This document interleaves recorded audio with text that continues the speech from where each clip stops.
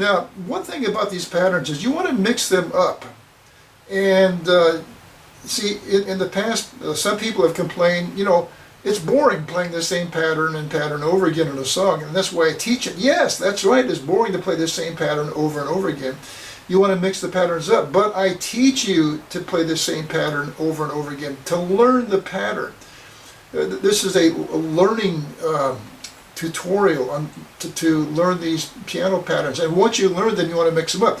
And the best way to mix them up is just to mix them up with solid chords, like over here. You know, let's look at pattern number 18, and here you have it written out with the piano notation, and you also have the alpha notes over here. The middle one, which should be piano pattern number 18. And the difference is in the last beat. So in the last beat, you have two eighth notes.